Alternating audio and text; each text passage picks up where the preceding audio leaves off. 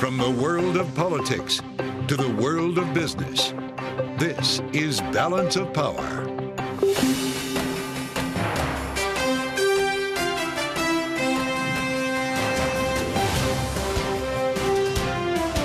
Live from Washington, D.C. From Bloomberg's Washington, D.C. studios to our TV and radio audiences worldwide, welcome to Balance of Power. Alongside Kaylee Lyons, I'm Joe Matthew. Hunter Biden is found guilty of 3 gun-related crimes in Delaware. The first time in history the son or daughter of a sitting president has been convicted in federal court. The verdict's bringing potential personal and political turmoil for President Biden, who says today he supports his son, but respects the outcome of the case and the judicial process. We'll assess where that process goes next with former New York Assistant District Attorney Deanna Paul and have more on the possible ramifications on the presidential election with former Obama campaign manager Jim Messina this hour. And what a moment in history we are marking, Joe. Within the span of 2 weeks, we have now had both a former president and the son of a sitting president convicted on felony crimes. It's pretty remarkable. 3 charges, of course, today. If you were with us earlier on Bloomberg, you saw it happen live. 3 guilty verdicts in this case, 3 convictions, 3 felonies. Kaylee, the question, of course, what are the political implications, just like we were asking after Donald Trump's verdicts? We did hear today, by the way, from the special counsel in this case, David Weiss. Here he is. This case was about the illegal choices defendant made while in the throes of addiction, his choice to lie on a government form when he bought a gun, and the choice to then possess that gun. It was these choices and the combination of guns and drugs that made his conduct dangerous. For more, let's go now to Bloomberg's Sara Forden, who leads our legal coverage from here in Washington. So, Sara, while we did get the 3 convictions today, what we didn't get was a date for the sentencing. Do we have an idea of how long that might take and ultimately what the sentence for these crimes might look like? So we expect the judge to set the date for the sentencing by the end of this week. And it could take place in, say, 5 or 6 weeks. Usually it's about a month and a half. Because they need to allow for all the sentencing memos to be filed. Biden's team will ask for leniency. The prosecutor will make their recommendations, and then the judge will have to decide. He is exposed to as many as 10 years on 2 of the counts and as many as 5 years on 1 of the counts. We would be very surprised if he gets sentenced to prison for this. He's a first-time offender. There's no evidence of violence, and threats in his background. And there's a major mitigating factor in his favor, which is when he realized the gun was missing, and he spoke with Haley Biden, his sister-in-law, and found out that she had taken it and thrown it in a dumpster. He urged her to report it to the police. So he was, doing the right thing in that case. And so that might be reflected in sentencing, to Absolutely. Your point. If we look forward to a second trial, there'll be a tax evasion trial, likely in the fall. That'll be a lot closer to the election than this one. Does the outcome of this trial, of this case, impact the next one? Yeah, absolutely. In fact, we're looking at that now. That is potentially far more serious for him because he would be going into a trial on serious felony tax charges and with a record. And so we're actually poised to see if he and his team try to negotiate a plea deal in that case before the September 5th trial. Is there potential that if he decides to appeal this conviction, that could create a delay in which we wouldn't actually see the second trial happen before that appellate process can finish? Or does it not matter if these 2 timelines conflict? That's an excellent question. And we are expecting him to appeal both the convictions and the sentence after the sentencing. So we'll have a clearer picture on whether that would then impact the tax trial case. As of now, it's set for September 5th and going forward as scheduled. Does he appeal this on Second Amendment grounds? This is a jury that took only 3 hours to reach guilty verdicts in a very high-profile case. Well, his argument was that he wasn't aware at the time that he was, addicted to drugs when he, checked the box on that form. So a lot of the instructions to the jury were around, what do they have to prove? Do they have to prove that he was actually on drugs when he bought the gun or that he was on drugs, on or around that period? So they'll be working those sort of angles and those questions. Well, thank you for being with us on a very busy day for Bloomberg. Sara Forden. Thank you, Sara. President Biden releasing a statement after the news broke about his son's conviction, saying in part that he will, quote, accept the outcome of this case and will continue to respect the judicial process as Hunter considers an appeal, unquote. For the political ramifications of Hunter Biden's conviction, let's go now to Bloomberg's Wendy Benjaminson. Wendy, I feel like I should ask you if there are, in fact, political implications here. We just spent 2 weeks talking about how Donald Trump continues to raise money and that his guilty verdict doesn't seem to matter for his campaign. In this case, Hunter Biden's not even running for president. So what does it mean for Joe Biden? Right. Well, the nice thing, I'm a little jealous of Sara because she has clear answers. She can give you very clear answers because Let's she's go into some following murky the rule waters book. together. Yeah, murky waters. I don't really think the conviction is going to change anyone's vote when they're choosing Biden or Trump. Those feelings are pretty baked in, and your feelings about Hunter Biden and his relationship to his father are baked in. What I do think it does is undercuts both sides' great zingers, right? I mean, we talked the night Trump was convicted about how Biden is now going to say convicted felon every time he talks about his opponent.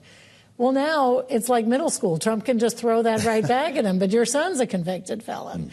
And then, you know, we have Democratic Senator Robert Menendez on trial and Democratic Congressman Henry Cuellar under investigation. And so soon the Democrats can't really throw up the convicted felon thing without it coming back on them possibly threefold. On the other hand, Republicans have lost the you're weaponizing the DOJ against your political opponents because you've got 3 Democrats, including the president's own son, on this issue. So what was really interesting today was trying to watch Republicans maintain that weaponization argument. I think Congressman Nancy Mace at one point said, well, they're just faking being fair over at DOJ. They're just faking it. They're not really fair in convicting Hunter Biden, which actually was a federal crime, unlike Trump's, which was a state case. Well, and you heard from the likes of the chair of the Oversight Committee, James Comer, who suggested that while this is a step toward accountability, that it doesn't do anything to erase the wider Biden crime family initiative, in his words, and essentially getting money for peddling foreign influence. So at least in terms of the, say, congressional pursuit of inquiries into the Biden family, Wendy, it doesn't seem that the conviction in this case is doing much of anything at all to tamper that down. Well, it's certainly not tamping down the rhetoric, because why let go of a good line of argument if you've got it, whether there's evidence for it or not, unlike in a court of law. There is no evidence of crimes in the Biden family beyond what Hunter has been charged with. So I don't know where they would go. They sort of gave up on the impeachment of Joe Biden. They've given up on the Ukraine Burisma thing. So I'm not sure where they could actually go, except against Merrick Garland. I don't think there's actually a case there, but they're going to try to say he's being unfair. So it may, but I think rather than get proven wrong, I think they'd rather just use the rhetoric on the campaign trail all summer. We've been struck by the tone of the reaction on social media and the public square. In many cases, it's been one of empathy. In what's clearly a very personal story for the Bidens, it's a story about addiction and the way it impacted a family. Are you surprised that it's been more empathetic than one of condemnation as you watch this unfold today? Well, I'm glad to hear it's been a little more empathetic, because it is a very sad moment for any family to have. I mean, Jill Biden was in the courtroom most days. They're supporting her stepson, and she was being a very supportive member of the family. The family was, I think his daughter came on the stand. It was his daughter who had to talk about her father's addictions, which is heartrending for a family. And Joe Biden, is obviously swallowing the instinct to make it all better and pardon the guy, knowing that he can't possibly do that politically. But no, I'm actually pleasantly surprised to hear there was empathy online. Yeah, and interesting to see not much at all from Donald Trump himself. His campaign did put out a statement, but Trump has been interestingly silent on this. Of course, addiction also was an issue in Donald Trump's family, so we need to point that out as well. Bloomberg's Wendy Benjaminson, thank you so much. Now, elsewhere, Hamas has delivered a response to the U.S.-backed ceasefire proposal to Egypt and Qatar. A person familiar with the group's stance says that it wants some modifications before committing to a deal. National Security Council spokesman John Kirby says the U.S. is evaluating that response now, after Secretary of State Antony Blinken said the ball is in Hamas's court while speaking from Jordan earlier today. Today, as we gather, one and only one thing stands in the way of this deal happening, and that's Hamas. So, my primary and first message today to every government, to every multilateral institution, to every humanitarian organization that wants to relieve the massive suffering in Gaza, get Hamas to take the deal. President Biden outlined the three-part plan almost 2 weeks ago amid what he called support from Israel. Coming up, we'll turn back to Hunter Biden and take a closer look at what comes next after his guilty conviction today with attorney Deanna Paul. That's next on Balance of Power on Bloomberg TV and radio.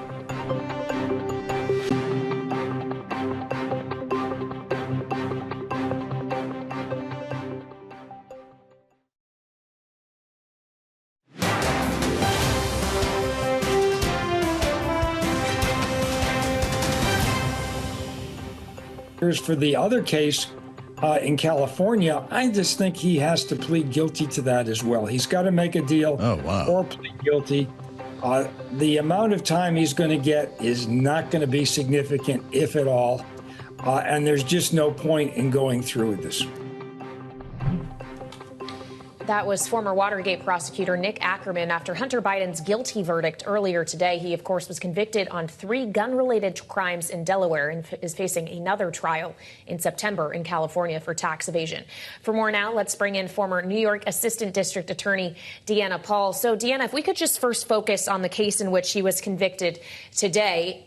If he appeals, do you see a course for that appeal? What argument can the defense make that they didn't already, that the jury was so unconvinced by that they came to this verdict in 3 hours? I think one of the arguments that Abbe Lowell will probably make in his appeal is the constitutional issue. Right now, the Supreme Court is considering a case that's similar in the sense where someone has to admit on a form whether or not they were an addict. And so I think that will come back. I think the verdict was fair. The jury followed the law, and there was an overwhelming amount of evidence in this case. Hunter Biden is someone who has very publicly struggled with addiction, and the prosecutors were able to prove that he lied on a form and that he possessed a gun. But I also think that I don't know that this case would have been brought if his name wasn't Hunter Biden. This isn't a charge that's normally brought as a standalone case. He never fired the gun, he never used it in commission of another crime, and he only owned it for 11 days. So what does he potentially get out of an appeal, knowing that he's aiming for another trial, a much more serious one potentially this fall? What he gets out of an appeal, I think we're first focused on sentencing, because that comes before any appeal is filed. And what is important to keep in mind with regard to the sentencing is that a year ago, prosecutors were offering him a diversion program. And I think that he should probably be offered that diversion program again. He's coming to court now for sentencing as a convicted felon. And I don't think, humbly, that he should be offered any sort of incarceratory period.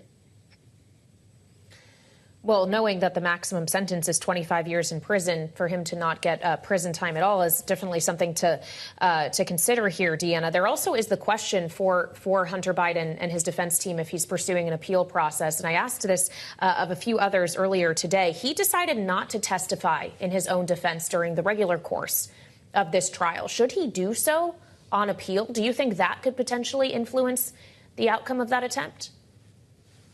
So in the appeal process, I don't think he would testify.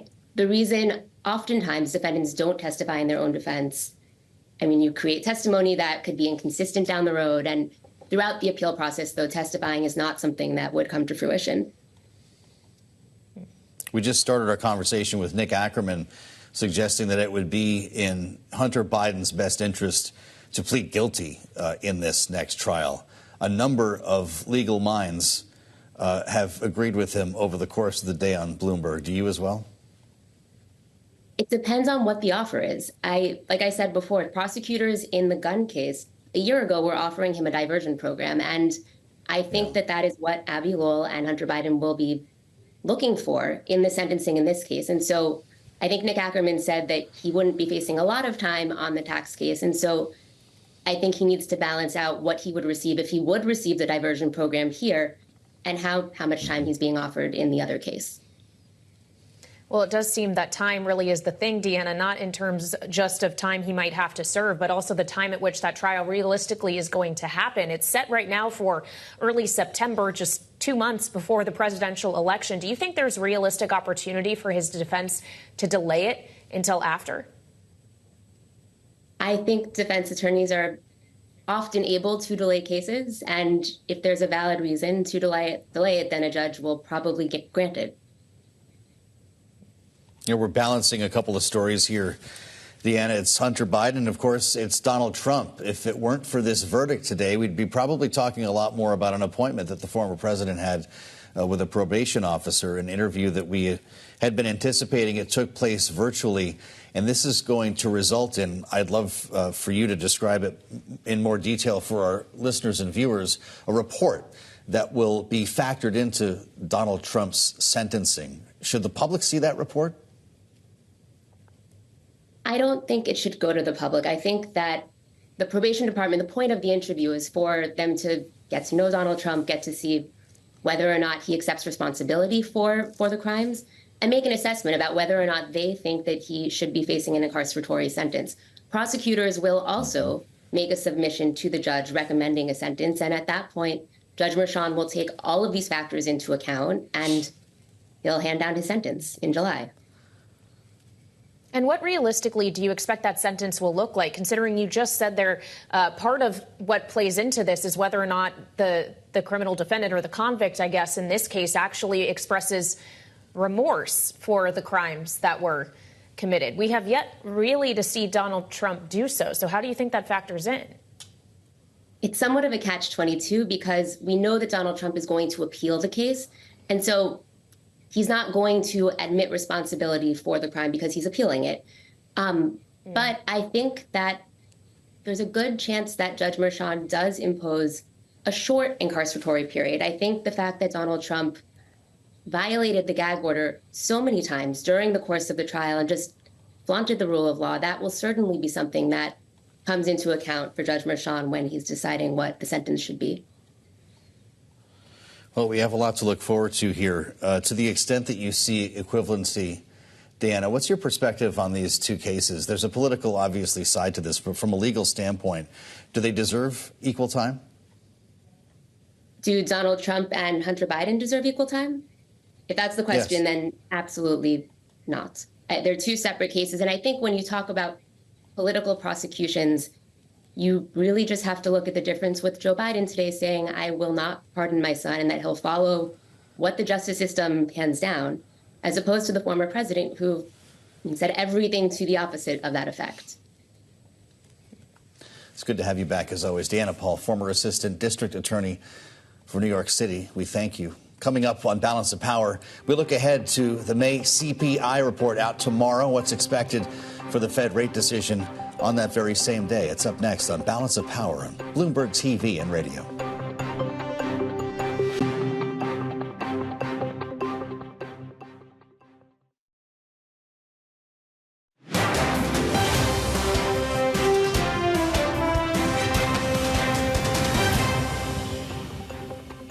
This is Balance of Power on Bloomberg TV and radio. I'm Joe Matthew alongside Kaylee Lyons in Washington. Thanks for coming along. Tomorrow, a double day for major economic news. The May CPI out 8:30 in the morning, and the Fed's rate decision will be announced in the afternoon. To help us get ready, Bloomberg's Amara Omeokwe joins us with a little bit more on what we can expect. Amara, it's great to see you. Let's start with the CPI data. The Fed's got its hands on this already. What are we going to learn at 8:30? Well, economists are expecting that the CPI data will show that inflation continues to cool, but it's only expected to be a slight improvement. And so for the Fed, that will be a step in the right direction, but it will still kind of reinforce what they've been talking about for the last couple of weeks, since the last Fed meeting, that they want to see continued progress towards their 2% inflation goal, and that they're not prepared to cut rates until they have confidence that inflation is continuing to move in the right direction. So it's not likely to change the outcome of this meeting, which will be that they stand pat, or at least that's the expectation. It could, though, change the dot plot. Correct. Is that really what all of this is going to be about? That's what everybody's going to be watching, the new economic projections that we get and the dot plot. How many rate cuts are Fed officials going to pencil in for this year? At their last meeting, they penciled in 3. Since then, they've gotten a lot more cautious. They talk about how they were really disappointed with the inflation data during the first quarter. And so people are going to be watching really closely. Are they going to pencil in 2 cuts, 1 cut, no cuts? Right now, most economists expect 1 or 2 cuts by the end of the year. 1 or 2. That's exactly what the president predicted. Which Jay Powell shows up at the news conference tomorrow? Well, I think Jay Powell will continue to try to strike a balance here, right? The Fed has said that they don't think that the next move is likely going to be a rate hike. They do see progress on inflation from where we were a couple of years ago coming out of the pandemic. But they also have been disappointed by some of the inflation data that we got this year. So you're going to see Jay Powell probably talk about needing to continue to see more inflation progress and really trying to give the Fed room to maneuver here depending on how the data evolves over the course of the rest of the year. Well, and to that point, it doesn't just matter what the headline data is, right? It matters what's underneath and where the stickiness in inflation remains. And to this point, a lot of it has been in shelter. It's high housing costs, which arguably is caused in large part by high mortgage rates. So does the Fed really still believe that the proper transmission mechanism to get the rest of the way on inflation is high rates if housing is creating a problem? Well, they're definitely looking for shelter disinflation to kind of help them move towards their 2% goal. And this is actually a debate among Fed officials right now. How restrictive is policy?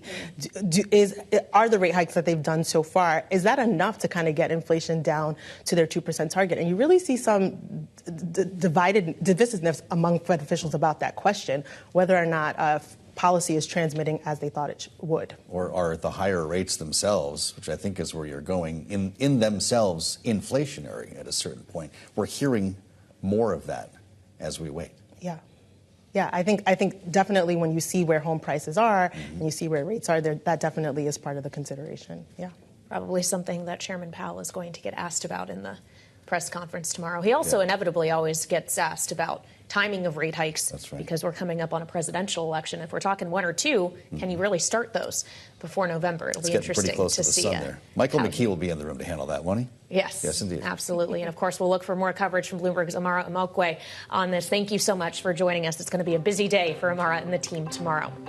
Now, still ahead, former Obama campaign manager Jim Messina will be joining us as we continue to assess the impact of Hunter Biden's conviction in Delaware today, found guilty of all 3 charges, gun-related crimes. How is it going to impact Biden's re-election effort?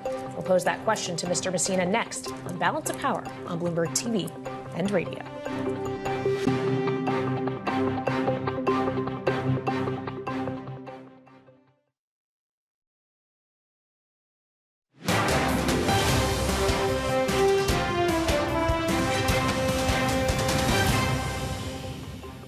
No one in this country is above the law. Everyone must be accountable for their actions, even this defendant. However, Hunter Biden should be no more accountable than any other citizen convicted of this same conduct.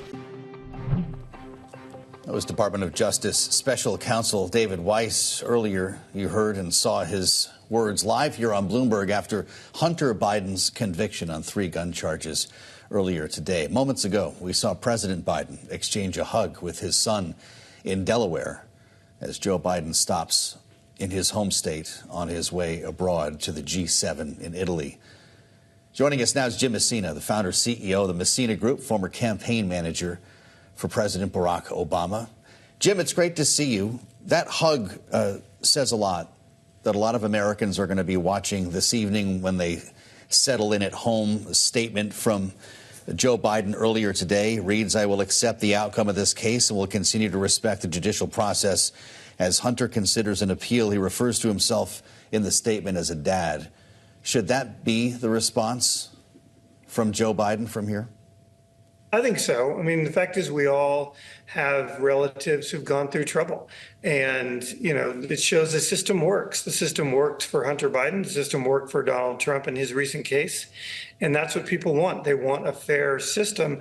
They also want to understand Joe Biden's a dad. And I think the hug showed that, and it reminds everyone that you go through tough times as a parent.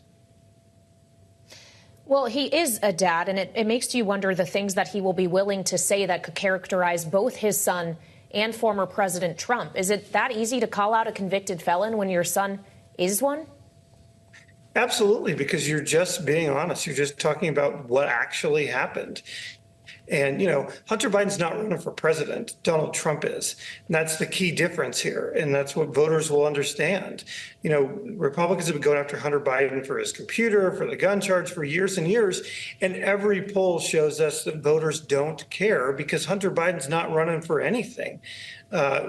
Donald Trump and Joe Biden are, and that's how voters are going to think about it. They're not going to think about what their kids do. And, you don't see Democrats going after Trump's kids.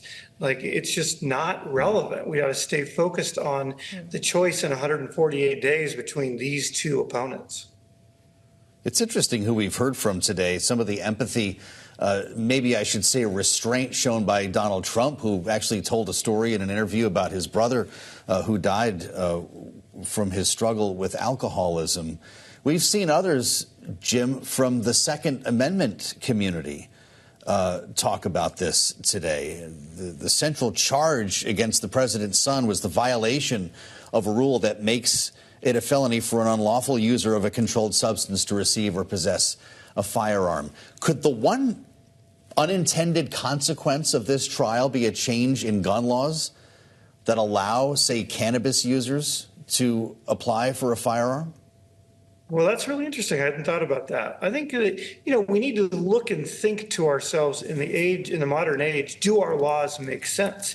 You've seen some really good bipartisan work on guns recently, some really good bipartisan work on sentencing reform.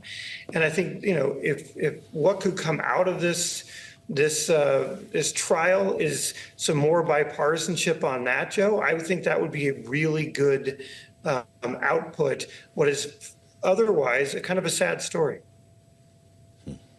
Well, about that being a sad story, Jim, it did seem that while this case did center around gun-related charges, it also very much was about someone's struggle with addiction and how it impacted a family. I'm not sure the same is going to be able to be said for the separate trial he's facing in September in California for tax evasion. That is a person of means not paying taxes over a period of 4 years. Is that actually the one that is more politically dangerous to President Biden, not least of which because it is so much closer to the election? I don't think either one of them are dangerous for the same reason I talked about earlier. Voters don't really care about what your kids do. Democrats were silly to go after President Trump's son-in-law and his daughter in the campaign 4 years ago. I condemn that. Then, not because I'm a big lover of them, but I think it's not how voters think. I mean, the three of us have talked about this in the past. Voters think about politics 4 minutes a week. And in that time, they really want to know what's in it for them. And discussions about candidates' kids are just a waste of time. Well, so would we be even talking about this, knowing that Hunter Biden's not running for any office, never mind president? Would we be talking about this if it were not for Donald Trump's own legal challenges? Probably because, the families have become such big deals in these campaigns. I don't think it's right. And I think, when I ran President Obama's campaign, one of the Republicans running for president criticized President Obama's daughter. And that was the one time the president called me angry. And he said, can you just remind people that kids are off limits? And I called the candidate and ripped into him. And he said, Jim, you're right. So I just don't think these things are appropriate.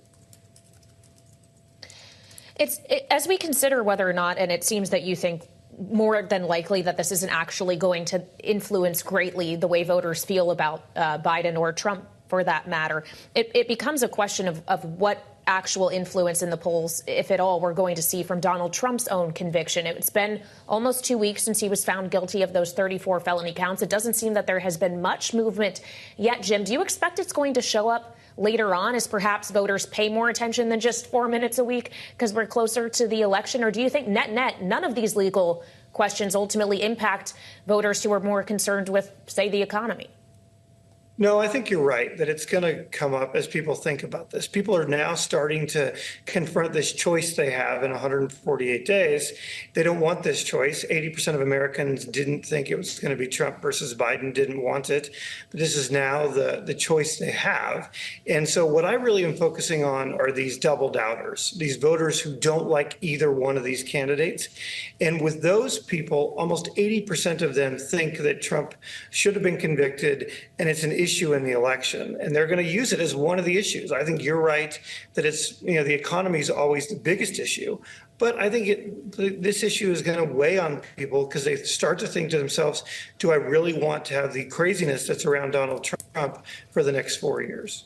Mm-hmm. Well, if you were preparing the Biden campaign for a fall trial for Hunter Biden, with everything that you've seen here, this is going to be a more serious case involving tax evasion. Republicans will try to connect the dots to what they call the Biden crime family. In that case, Jim, what should be the prepared response? That they're just distracting from the real issues like the economy, like other things, that Hunter Biden's not on the ballot, and that Democrats have to stay laser focused on making this a choice between Joe Biden and Donald Trump. I used to say to Barack Obama all the time, Joe, look, if it's a referendum on the incumbent usually loses. But if it's a choice between the candidates, you'll win that choice. And that's what the Biden campaign will remember in the entire general election. Well, as you keep reminding us, Jim, they have 148 more days to convince voters that Biden is the right choice. If you were to give us your confidence level right now that Biden can win re-election, how high is it? Well, look, 100% he can win. I think it's going to be an incredibly close race. I think if the election were held today, Trump has a lead, and I think Democrats need to understand that. Although when you look at the electoral votes, when you look at a pathway to 270 electoral votes, I play a lot of Texas Hold'em, and you'd rather have Joe Biden's cards than Donald Trump's, just because it's easier to win 270 electoral votes through the Midwestern states of Pennsylvania, Michigan, and Wisconsin for Joe Biden than it is Donald Trump. And so I'd still rather have Biden's cards, but, Trump has a very small lead, and I think we're going to be in for another nail-biting election where the three of us will spend, a couple of days after the election trying to figure out who the hell just won. Well, it's a very good point. I'm sure we'll be spending a lot of time with you in the days in between as well, Jim. Still 148 more to go. Jim Messina, founder and CEO of the Messina Group and former Obama campaign manager. We appreciate your time. Coming up, we'll have more on the political fallout from Hunter Biden's conviction today with our panel. Sara Chamberlain and Kristen Hawn will be with us next on Balance of Power on Bloomberg TV and radio.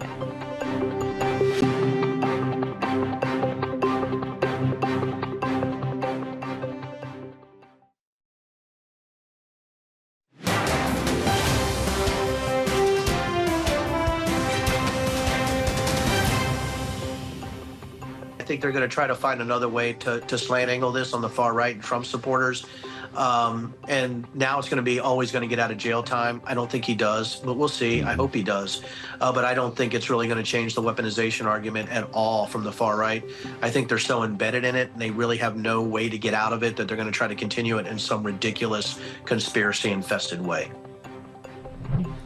That was former Republican Congressman Denver Riggleman speaking with us earlier today about how his former party is likely to approach the guilty verdict in Hunter Biden's trial today. Joining us now with more, our political panel, Sara Chamberlain, Republican Main Street Partnership CEO, and Kristen Hawn, Rokk Solutions partner. So we'll get into more what this means for Joe Biden. We were just speaking about it extensively with Jim Messina, but Joe and I have both been struck today by the response we have seen among members of the Republican Party here. Sara, not so much seeming to applaud the guilty conviction in this case, maybe pointing instead to overarching ideas of the Biden crime family. What changes as a result of his conviction? So first of all, I don't think you can champion a conviction. I mean, he has had years of drug abuse. So it's sad. And, Republicans, we are human beings and we understand. And many people have it in their families. So I think that's why you're not seeing this really championed by the Republicans. But I don't think much changes. Certainly not much change other than Donald Trump raised a lot of money from his MAGA people. I don't think this really changes much. I mean, except now the president's son is also a felon. But I think that now they kind of cancel each other out, and we'll see how it moves forward here. It's going to be fascinating next month. Cancel each other out. You flagged a tweet from Tom Massey earlier today, Kayleigh, which is a great example of maybe an unexpected response, in some cases coming from a Republican, or in other cases, more broadly, the Second Amendment community. This is really interesting, Kristen, as you see. By the way, Elon Musk responding to this tweet. This is a gun case. It's interesting, some of the, I guess, strange bedfellows that we're seeing. What do you make of the response? I thought that was a really interesting tweet when I saw it. I mean, this issue kind of is very complicated, and I don't necessarily think it's the same. It does undercut a lot of the Republicans who have said, that Biden, the president, is weaponizing the Justice Department. Certainly he wouldn't be doing that against his own son. So, I think a lot of the commentary that's been, lobbed the president's way doesn't carry as much weight anymore. But it was really interesting to see, you're looking at the president making a speech on guns, talking about gun safety, and it's, a complicated issue. So it was interesting to see the tweet that came out earlier. Yeah, the split screen today was remarkable. As you mentioned, he was at an Everytown event talking about gun safety. What he didn't mention, though, even though it was just hours after the fact, was the conviction of Hunter Biden. All we got from the White House today was a statement, not even a press briefing, from Karine Jean-Pierre. Do they need to be saying more vocally about this? I mean, I think they said, what needed to be said in that statement. It was a pretty extensive statement, several sentences long, and talking about, he said this, I'm the President of the United States, but I'm also a father. It's a complicated issue. We support our son. We also support, the decision of, we support the Department of Justice and the outcome. And, we'll see what my son's going to do with regard to a potential appeal. But I think it's a very powerful statement for the president to support the DOJ. We haven't seen that from the former president. It's interesting, Sarah, you mentioned how the Trump and Hunter Biden cases kind of cancel each other out. Would you caution the Jim Jordans and James Comers of the world against potential overreach here? Absolutely, without question, because suburban women are going to decide this election, and they don't want to hear. I mean, this is neutral. And again, this is a little different because it's not the president, the man running for president, it's his son, and this is a drug problem. I mean, it really is, and we have to feel a lot of compassion for that. So I would caution Republicans not to get excited, to keep it toned down and put it where it belongs, so the suburban women are like, okay, we can still support Republicans. Does this effectively kill off the impeachment inquiry into Biden, if there still was one at all, considering that is where a lot of this Biden crime family rhetoric has been emanating from? Absolutely. I think it's been dead for a while, to be honest with you. I don't see this moving forward in any way, shape, or form. Well, interesting to see the statement from the Donald Trump campaign that we reference.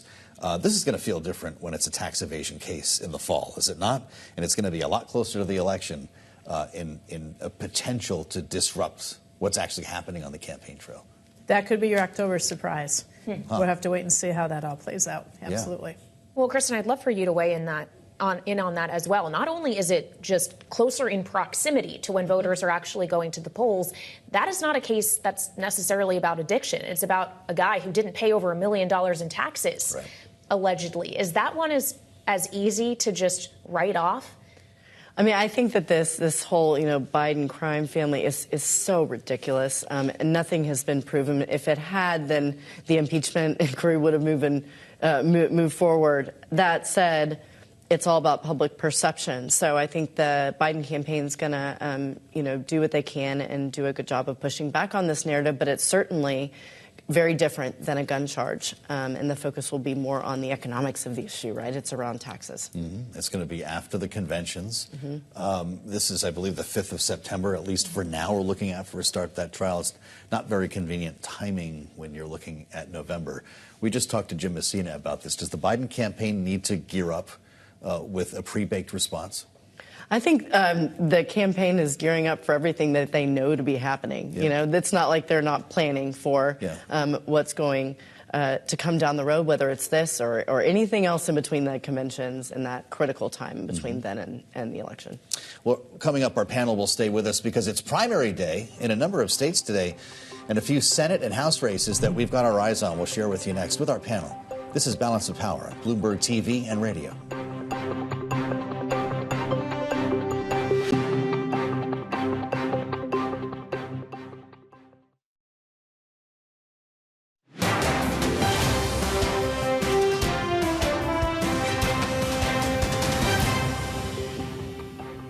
would say as a whole, some of those endorsements have been a little more, I guess, disciplined would be the right word for it, compared to previous cycles. Sam Brown was the pick of Republican Senate leaders. They believe he is the best position to take on Jackie Rosen in the Senate race this November. And so, this was an endorsement that I think, was kind of up for grabs. That was Aaron Covey of the Cook Political Report with us yesterday, talking about Donald Trump's late endorsement of retired Army Captain Sam Brown for the Nevada Republican Senate primary. And by that, I'll say happy primary day. Back with us is our political panel. Sara Chamberlain, Republican Main Street Partnership CEO, and Kristen Hawn, partner at Rokk Solutions, with us at the table. Happy primary day to you both. I know, Sara, you've got your eyes on a number of races, and this one in particular, probably the most important we're watching tonight, Nevada Senate. I'm curious what happened to Donald Trump here. He held a rally.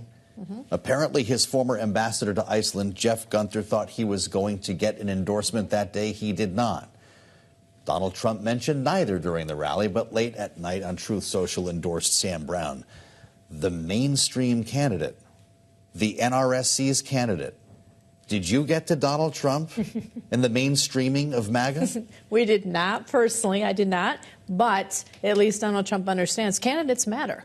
I mean, we lost the United States Senate last cycle because of the candidates that were chosen. This is another example of that. So, yes, there's a different strategy around President Trump, and we were very thrilled to see this. We now have a chance of winning the seat and taking back the United States Senate. So we're very excited about this. What do you make of the change in strategy, Kristen, considering it was weak candidates who proved to be the weaker ones, largely, that Donald Trump decided to back, say, in the midterms of 2022? To Sarah's point, if he is not doing so this time around, is that more dangerous for those running against his picks? Yes, I mean, it's an interesting shift, right? I mean, Sarah's exactly right. We maintained a lot of the seats in the Senate last cycle because of some bad picks by the former president. So I don't know who or what inside the Republican Party is getting him, quote unquote, in line.